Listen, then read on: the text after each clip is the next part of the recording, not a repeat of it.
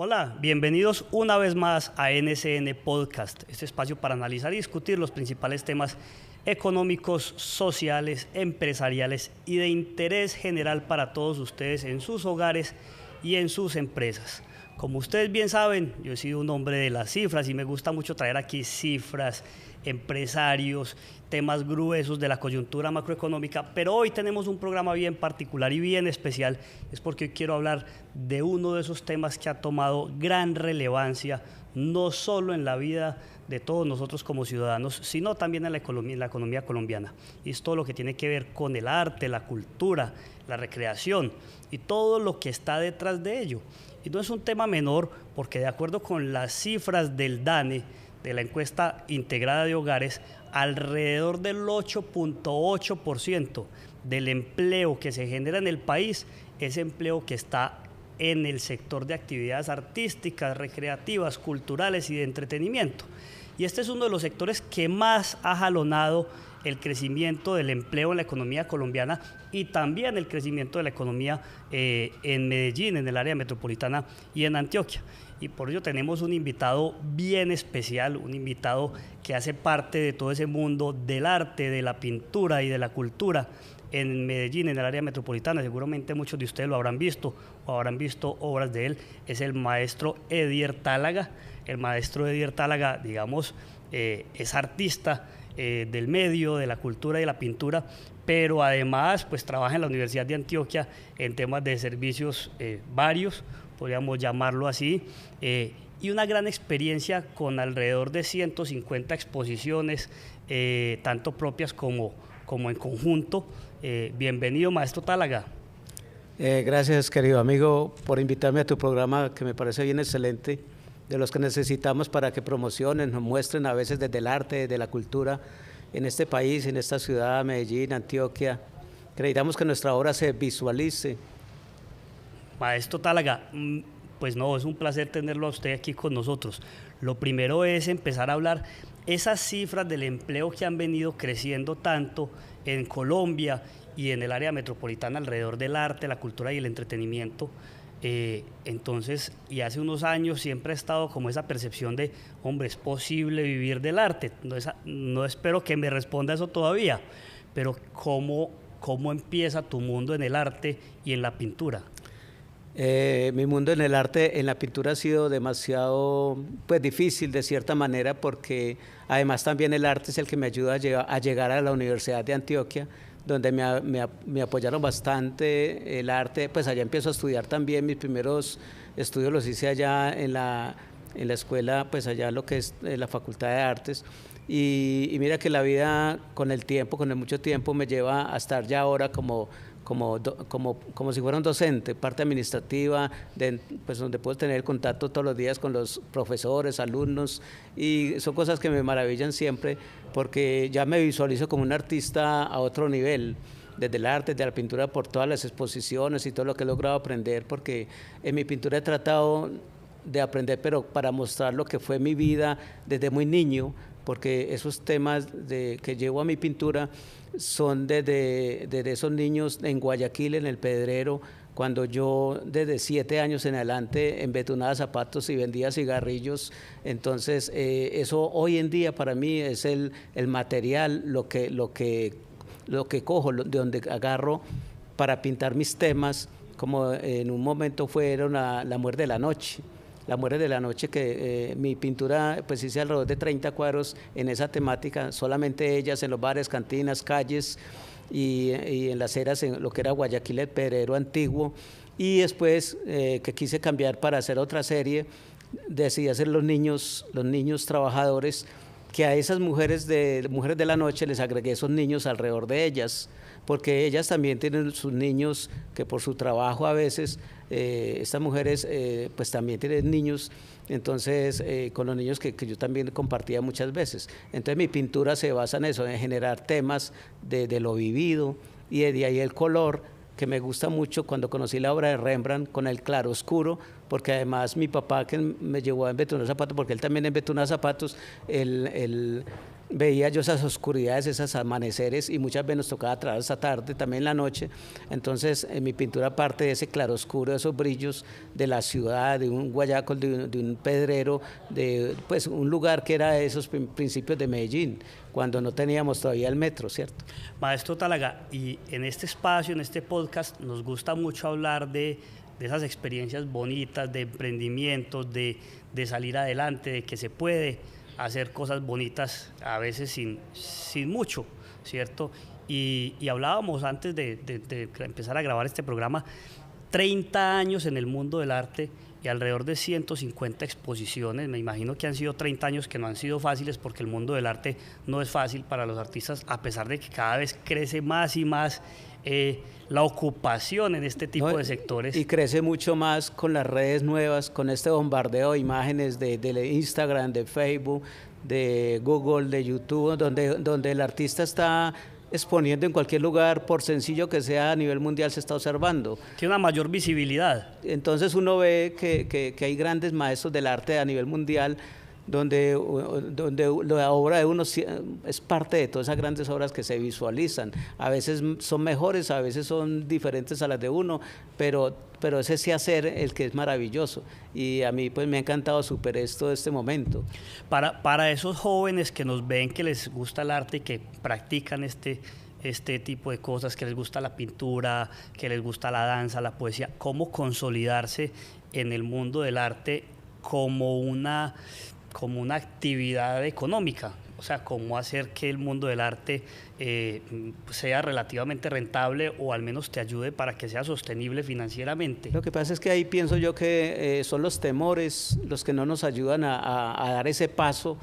Esos temores de que piensa uno que hay otros que saben más, y entonces uno no se atreve a salir a las calles y hacer lo poquito que uno sabe, que uno medio entiende o sabe. Y yo pienso que es eso, el mundo es de los atrevidos, lo he escuchado yo muchas veces, y entonces cuando uno se atreve, y yo las veces que me he atrevido es donde he conquistado muchas veces, porque llega alguien de tantos y dice, me gustaría ver su obra expuesta en tal lugar, y de esa manera es que se ha ido dando las exposiciones aquí y allá, y entonces me ha parecido maravilloso esos saltos que a veces se dan, ¿cierto? Alguna vez pues estuve en Cuba paseando, pues conociendo La Habana y todo esto, y allá conocí una española que me invitó a que después de que nos conocimos ahí, ella me envió la invitación para que expusiera en España, en las Canarias, en La Palma, en una sala Odali que se llama, y me fascinó exponer allá, porque el turismo era en la semana mucho turismo, y vendí algunos cuadros allí en aquella exposición. Fuera eso, pues tuve unas entrevistas muy importantes para mí a ese nivel, tanto en periódicos como en la televisión. Digamos que entonces, en ese orden de ideas, el artista es como un emprendedor que está permanentemente reinventándose, sacando productos nuevos, y lo que te alcanzo pues así más a entender, a concretar es hay que estarse lanzando permanentemente con sus productos. Total. Así uno crea que no son tan exitosos como los de los otros, para poder llegar en algún momento a dar un golpe importante. Total, hay que perder el miedo y buscarse las oportunidades. Son muy difíciles de adquirir, ¿cierto? Pero esas oportunidades, cuando uno pierde el miedo, uno simplemente las logra y muestra lo que uno siente que es capaz, ¿cierto? En el dibujo es algo muy importante, uno tener su tabla, su cuaderno en blanco y dibujar por ahí en los espacios públicos. Eso es visualizarse uno y que otros le miren los talentos que uno tiene, que hay muchos que tienen los talentos, pero les da miedo mostrarlos. Maestro Tálaga, y usted mencionaba ahorita un tema interesante, y es esa sinergia que hay entre la cultura, el arte y el turismo. Cómo el turismo ayuda de cierta manera como a dinamizar el mundo del arte. Cómo es esa relación, sobre todo hoy en Medellín, que estamos viendo tantos flujos de turistas, esa relación cómo se da, y cómo quizás quienes nos estén viendo pueden ayudar a promover su arte a partir de estos flujos de turismo. ¿Será que los estamos desaprovechando? Yo pienso que sí se está desaprovechando, pero hay lugares que los aprovechan. Mire, en este momento el Museo de Antioquia tiene buena afluencia de mucho público, pero también ahora está cogiendo también fuerza el Palacio Nacional del Arte y la Moda, que tiene más de 100 galerías, la mayoría de amigos míos, y el quinto piso está lleno de obras. Es un palacio bellísimo para visitar, y se ha vuelto pues muy visitado por el extranjero que llega a Medellín, como lo es también el Málaga, el Salón Málaga, donde yo también tengo algunos cuadros expuestos allá que son permanentes. Entonces es maravilloso uno tomarse un tinto ahí y ver el público extranjero que llega ahí a la ciudad que uno creció, conoció y quiere verse a nivel mundial de la región, ¿cierto? Es decir, parece ser que hay una mayor valoración por el arte, incluso el arte propia de acá, de parte de los extranjeros que de nosotros mismos. Yo estaba mirando unas cifras de la encuesta de calidad de vida de Antioquia y nos muestran que en el departamento de Antioquia solo el 3% de la población asiste con cierta frecuencia o cierta periodicidad a eventos culturales, solo el 3%, pero estamos hablando de un sector que está generando casi el 10% del empleo. Entonces nos hace falta como esa cultura, que quizás es algo de lo que estamos aprendiendo o es uno de esos aspectos positivos que a veces poco se resaltan del turismo que está llegando a la ciudad. Es que mira, es en este momento que ha vuelto, digamos, la Bienal, que hacía años no se daba. Ahora, precisamente la semana pasada, se inauguró el Salón de la Bienal, que está ahora en diferentes salones. Uno de ellos puede ser la Piloto, o sea, la Biblioteca Pública Piloto, que hay una parte de esa. En Coltabaco hay otra parte. Lo que era la antigua casa, el Museo del Man, que era en Carlosé, esa sala que ahora pertenece a la Universidad de Antioquia, que lo llaman el CREALAT. Ahí también hay mucha obra, que estuve en la inauguración el jueves pasado. Y también en los talleres de Bello, en los talleres de ferroviarios de Bello, también hay otra cantidad de obra de esta Bienal que me parece tan importante. Yo estoy visitando 2 salones de esa Bienal y me pareció, pues, me dio tristeza no estar dentro con mi obra, ¿cierto? Pero estoy dispuesto para esta próxima Bienal que viene en 2 años otra vez, participar, tener obra pendiente para estar ahí, porque son de los espacios que uno necesita estar para visualizarse más, y son exposiciones que la gente acostumbra mucho a estar ahí en ese momento, ¿cierto? Yo tuve la oportunidad en un salón, ganar una Bienal a nivel regional que organizó Confenalco y la Universidad de Antioquia, y tuve la oportunidad de, en la primera ocasión, ocupar el segundo puesto y después ocupar el primer puesto. Me gustó mucho, y para mí en este momento ya es una anécdota, pero es muy bonita, porque decir uno gané una Bienal, así fuera regional, me pareció muy importante, como también he ganado otros salones y otras cosas, ¿cierto? En Bello, pues en Bello también me he hecho muy reconocido en el arte de la pintura, porque también me aprecian y me quieren porque tengo como mis temáticas de mi pintura desde la niñez, de los temas que manejo, lo cual muchos artistas en su momento no abordan, ¿cierto? Entonces, pues, de todas maneras me fascina pintar de esa manera. Hoy, ¿cuáles pueden ser como esas tendencias, maestro Tálaga, que estén marcando de alguna manera la parada en el arte regional? ¿Cuáles son esos temas atractivos? Porque uno empieza a ver, por ejemplo, que Medellín se hace famoso a nivel internacional por el tema del reggaetón, de los artistas, y todo eso desprende otro montón de cosas que generan como eslabonamientos en la pintura, en la danza, en el canto. Es que eso que decís sucede mucho como en la música, ¿cierto? Sucede mucho en el arte también. En el arte, como lo explica muy bien, y admiro yo a Abelina Lesper, la conferencista mexicana, y ella pues habla mucho de este video instalación y arte, donde hoy en día el arte, mire que ya llegaron a poner una banana pegada con una cinta, y eso ya generó y valió alrededor de 120.000, no sé, valió mucha plata de todas maneras. O lo que dice ella misma, que ponen en una sala 3 baldes con agua, y eso ya genera una cantidad. Un zapato con los cordones desamarrados. O como dicen también, así como lo decimos jocosamente, se devolvieron unas gafas en un lugar, en una galería, y todo el mundo tomándole la foto a las gafas, que porque pensaron que era una obra de arte, una instalación. Resulta que vino alguien y la recogió porque le habían quedado. Entonces el arte contemporáneo lleva a todo eso, ¿cierto? No necesariamente tiene que ser una gran obra estilo Miguel Ángel, estilo Leonardo da Vinci, estilo Botticelli, estilo Rembrandt, sino que también hoy en día tenemos esa oportunidad de navegar a través de todo lo que ofrece el mundo. Hasta con la misma basura, de ahí mismo sacan grandes obras de arte, se ha visto. Y si uno piensa en los nuevos artistas de la ciudad y del departamento y del país, ¿cuál puede ser una buena forma de empezar a mostrarse? ¿Cómo dar como esos primeros pasos o qué le puede recomendar uno a quienes estén empezando en este camino? Bueno, uno de los primeros pasos es visitar museos, visitar galerías, visitar casas de la cultura. Familiarizarse con el familiarizarse con el entorno inicialmente. Si uno medio conoce un artista o un pintor, pues tratar de llegar a esa persona, ¿cierto? Si a uno realmente le apasiona y quisiera llegar, ¿cierto? Es como de la manera que uno puede llegar a algo, ¿cierto? Porque como decía Fernando Botero, el arte, para que sea arte, debe parecerse al arte, ¿cierto? Entonces, si uno no está con los artistas, además también los grandes maestros también copiaron otros grandes maestros, uno debe copiar otros maestros porque ahí es donde está aprendiendo. El mismo Botero se mantenía en el Museo del Prado copiando otro maestro para poder aprenderlo de él, ¿cierto? Maestro Tálaga, y en esa cifra que hablábamos ahorita de ese 3% de población que asiste con cierta recurrencia a eventos culturales, ¿qué estará faltando? ¿Cómo hiciéramos? O sea, ¿qué puede estar faltando en la cultura o en las raíces que tenemos? Que hay un porcentaje tan bajito de asistencia a eventos culturales y artísticos en el departamento, y cómo tratar de promover un poco eso. Pues como lo que sucede, te comentaba en un momento sobre la Bienal, ¿cierto? Poner un nombre sugestivo para que el público como que quiera llegar más ahí, llegar ahí de una manera, pues así fuera desprevenida, pero buscar las oportunidades desde ahí.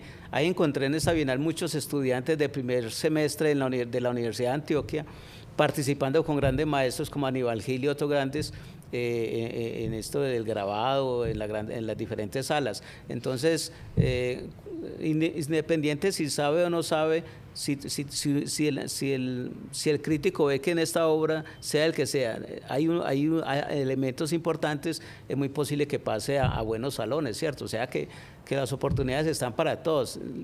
Lo importante es que se atrevan, ¿cierto? Que se atrevan. Maestro, y uno también observa que, digamos que el mundo del arte y ese mercado, si lo vemos así, usted sabe que yo soy economista y me gusta ponerle cifras y ver todo desde el mercado, hay unos espacios tradicionales, los museos tradicionales, las galerías de arte tradicionales, pero en la ciudad, en Medellín de manera particular y en el área metropolitana, se han venido desarrollando unos espacios en el centro de la ciudad, por el Palacio, en todo el hueco, en todo el centro.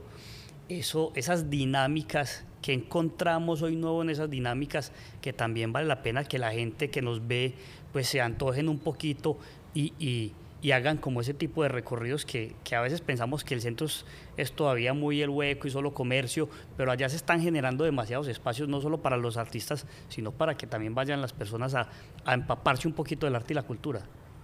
Sí, no, me parece que la cuestión es visitar. A mí me parece que el Palacio Nacional, el palacio donde está lleno de obra, es un lugar muy asequible para que cualquier artista que tenga sus dibujos, sus pinturas, tenga otras opciones de llegar a estas galerías, de que les expongan allá. Este amigo Cirilo, pues a mí mismo me ha dicho que puedo coger un salón de esos, que puedo hacer una exposición al nivel que quiera, pero uno espera que otros también lo logren, ¿cierto? Que otros también puedan, ¿cierto? Entonces hay muchos lugares, el mismo Palacio Rafael Uribe, donde también he expuesto varias veces, también es un lugar muy asequible para las exposiciones, ¿cierto? Solamente es como conocer esa dinámica de conocer los personajes, la gente que le puede uno impulsar a uno y decirle en este lugar puede, ¿cierto? Maestro Tálaga, en el área metropolitana, voy a cambiar un poco el tema, alrededor de 185.000 empleos están en este sector, entretenimiento, arte, cultura, ¿sí? Pero estos empleos que han crecido tanto, digamos, ¿están creciendo como en las condiciones adecuadas o todavía tenemos un sector del arte con unas condiciones de empleo muy informal, con salarios muy bajos o con personas que tienen que hacer un montón de actividades complementarias para poder tener como un buen nivel de condiciones de vida? Sí, en ese sentido creo yo que lo que hablábamos sobre que estos gobiernos nuevos han tratado también de que los artistas tengan el derecho a una pensión, a los que llevan determinado tiempo de trabajar y que muchas veces los artistas por esto de que no se vende la obra, de que no tienen los recursos, pueden llegar a generar un salario, así sea poquito, pero que les ayuden, ¿cierto? Entonces, esa es como una forma de llegar un poquito más a que el gobierno, el Estado les ayude, ¿cierto? Y ahora hay otro reto, maestro Tálaga, para el arte, y es todo lo que tiene que ver con la inteligencia artificial, que siempre me gusta ponerlo cuando tengo invitados de distintos tipos, y eso hoy la inteligencia artificial se convierte en una competencia para quienes pintan y hacen arte, o es más un complemento. ¿Cómo ver eso? Pues esa transición. De cierta manera a mí la inteligencia artificial, tengo un amigo que es un profesor egresado, pues es egresado de la Nacional, trabaja en la de Antioquia, es un profesor que se mantiene dedicado a la IA, a la inteligencia artificial, y muchos cuadros míos los tiene con inteligencia artificial, hasta muchos cuadros de esos los tengo montados en Facebook, los he visto como interesantes, porque he visto pues otros... te permite generarle movimientos y demás. Generar muchas cosas que pone como a hablar esa pintura, porque pone como a convivir como esos personajes diferentes de mi pintura, y entonces a mí me parece que eso en su momento, como de pronto sucedió, te contaba que sucedió con la cámara fotográfica en su momento, en esos tiempos, cuando pensamos los artistas de esa época, que como había llegado la cámara se les había acabado el trabajo, que ya no tenía nada que hacer.